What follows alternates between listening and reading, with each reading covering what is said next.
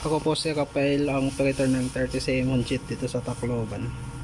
Idlin.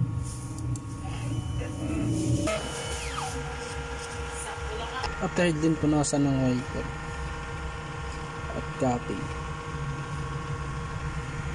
Nozzle test.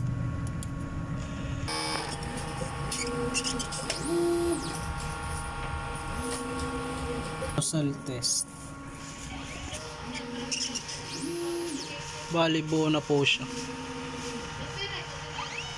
Lagyan po natin ng solution.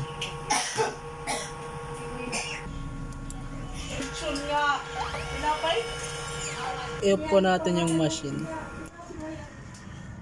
Off po natin yung ABR. Notin po natin yung saksakan. Off po natin yung mouse.